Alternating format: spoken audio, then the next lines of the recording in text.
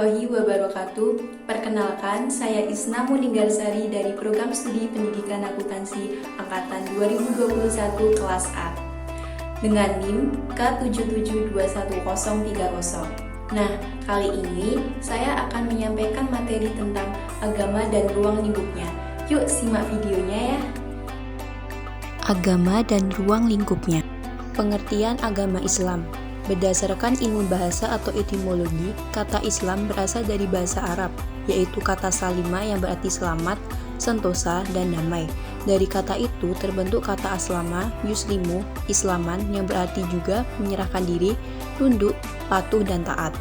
Dalam Islam terdapat adin, yaitu peraturan yang berupa hukum yang harus dipatuhi, yang berupa perintah dan juga larangan. Kemudian, secara istilah atau terminologi, Islam berarti suatu nama bagi agama yang ajaran-ajarannya diwahyukan Allah kepada Nabi melalui seorang Rasul. Ajaran-ajaran yang dibawa oleh Islam merupakan ajaran manusia mengenai berbagai seni dari kehidupan manusia. Islam merupakan ajaran yang lengkap, menyeluruh, dan sempurna yang mengatur tata cara kehidupan seorang muslim baik ketika beribadah maupun ketika berinteraksi dengan lingkungannya. Agama dikelompokkan menjadi dua. Yang pertama, agama wadi. Agama wadi ini adalah agama dunia yang tidak bersumber pada wahyu ilahi melainkan hasil ciptaan akal, pikiran, dan perilaku manusia. Oleh karena itu, disebut juga dengan agama budaya atau agama bumi. Yang kedua yaitu agama samawi.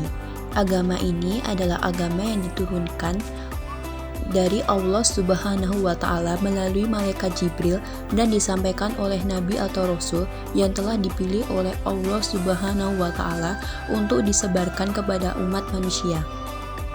Agama Islam adalah agama yang bersifat universal. Islam menjadi rahmat bagi seluruh alam atau rahmatan lil alamin. Dijelaskan dalam surat Al-Anbiya ayat 107 yang berbunyi, Bismillahirrahmanirrahim, wa ma arsalnaka illa rahmatan lil alamin, yang artinya, dan kami tidak mengutus engkau Muhammad melainkan untuk menjadi rahmat bagi seluruh alam. Surat Al-Anbiya ayat 107. Islam juga mengatur tentang hablu minallah dan hablu minanas. Hablu minallah adalah konsep bagaimana manusia berhubungan dengan Sang Maha Pencipta Allah dengan mengikuti segala perintahnya dan menjauhi larangannya. Sedangkan hablu minanas adalah konsep di mana individu manusia menjaga hubungan baik dengan individu atau kelompok manusia lainnya. Nah, kemudian muncul pertanyaan, mengapa agama Islam adalah agama yang diridhoi oleh Allah Subhanahu wa Ta'ala? Agama Islam adalah agama yang diridhoi Allah Subhanahu wa Ta'ala karena Islam mengajarkan segala sesuatu yang berdasarkan atas perintah dan larangan dari Allah, dan agama yang di setiap nasihatnya ada hikmah di dalamnya. Agama Islam juga mempunyai toleransi yang tinggi serta merupakan agama yang setiap detail perbuatannya dituliskan pada Al-Quran. Nah, dijelaskan dalam dalil Al-Quran surat Al-Ali Imran ayat 19. Yaitu Bismillahirrahmanirrahim, innal ladzina indallahil islam wa makhtalafa ladzina utul kitaba illa min ba'di ma ja'ahumul ilmu ba'yan bainahum wa man yakfur bi ayatillahi wa innallaha sari'ul hisab, yang artinya sesungguhnya agama di sisi Allah ialah Islam. Tidaklah berselisih orang-orang yang telah diberi kitab kecuali setelah mereka memperoleh ilmu, karena kedengkian di antara mereka.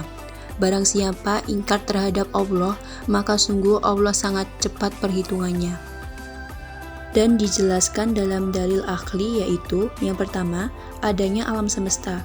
Alam semesta ada karena Allah menciptakan untuk mendukung pelaksanaan Islam, yang tujuannya untuk mencari ridho Allah Subhanahu wa Ta'ala. Kemudian yang kedua yaitu Allah memelihara Al-Quran dengan baik. Kemudian, ruang lingkup ajaran Islam meliputi seluruh aspek hidup dan kehidupan manusia. Garis besarnya meliputi yang pertama ada akidah, yang kedua ada syariah, dan yang ketiga ada akhlak.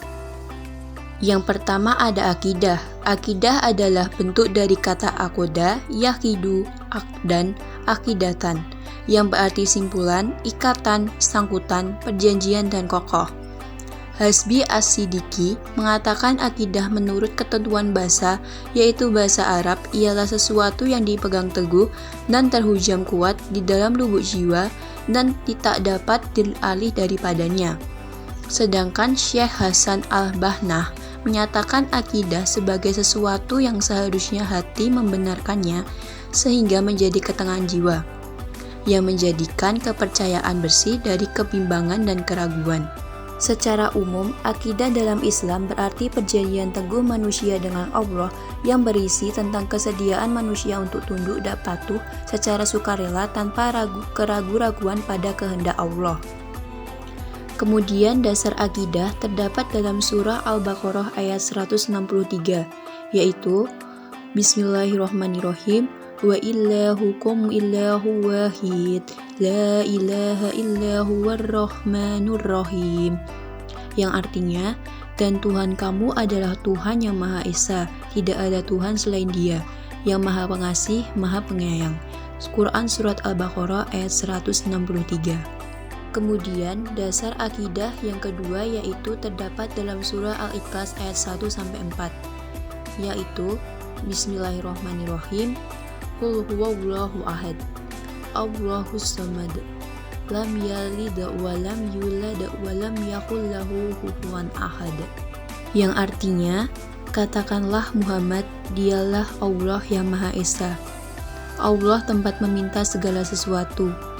Allah tidak beranak dan tidak pula diperanakan, dan tidak ada sesuatu yang setara dengan Dia. Quran Surat Al-Ikhlas ayat 1-4. Kemudian terdapat juga fungsi dan peranan akidah. Yang pertama, menuntun dan mengembangkan dasar ketuhanan yang dimiliki manusia sejak lahir. Yang kedua, memberikan ketenangan dan ketentraman jiwa. Dan yang ketiga, memberikan pedoman hidup yang pasti.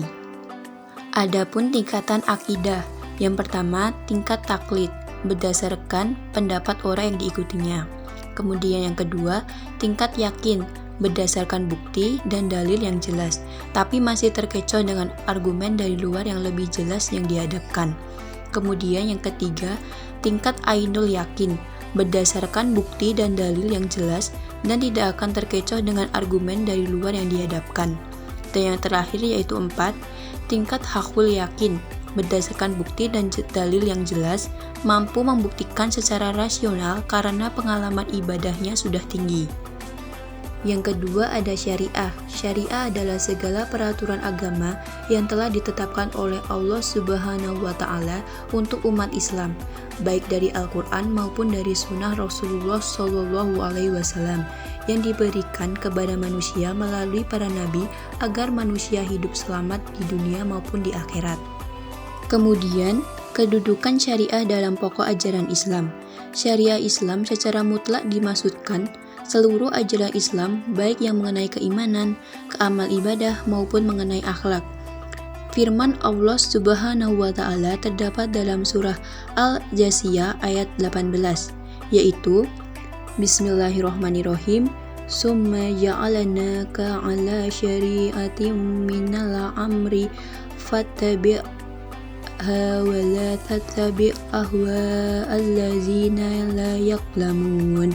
Yang artinya, kemudian kami jadikan engkau berada di atas suatu syariah peraturan dari urusan agama itu, maka ikutilah dia atau syariah dan janganlah engkau mengikuti hawa nafsu orang-orang yang tidak mengetahui. Kedudukan syariah dalam ajaran Islam adalah sebagai bukti akidah.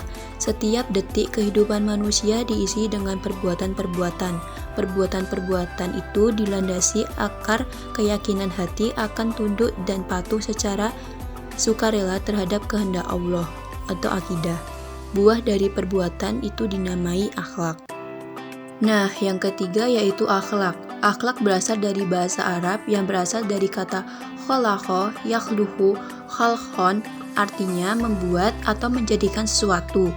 Akhlak yaitu tunggal, khuluq artinya perangai, menurut Mahmud Yusnus. Penggunaan kata kholaqa dan turunnya dalam Al-Quran berarti menciptakan sesuatu.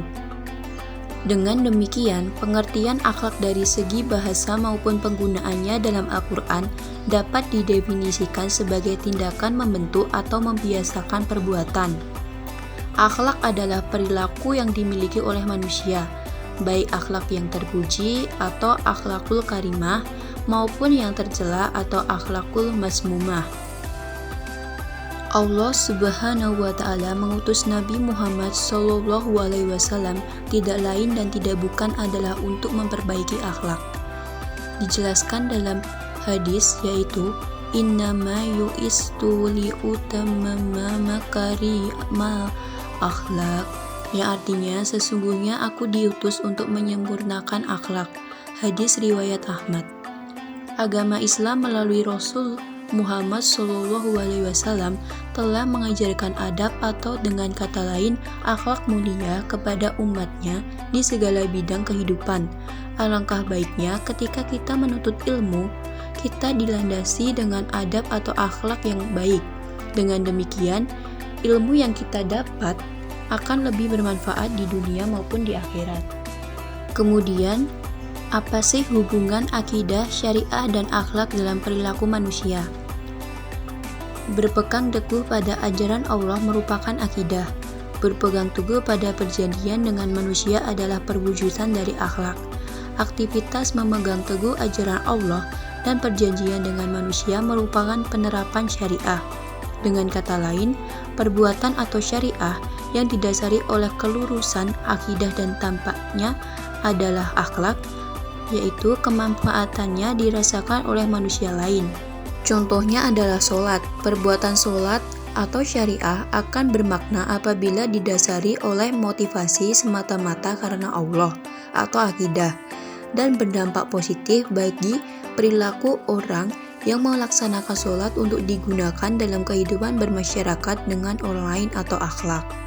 Nah, itu tadi penjelasan mengenai materi agama dan ruang lingkupnya. Semoga apa yang telah saya sampaikan dapat bermanfaat untuk kita semua. Terima kasih atas perhatiannya. Mohon maaf jika ada kekurangan. Wassalamualaikum warahmatullahi wabarakatuh.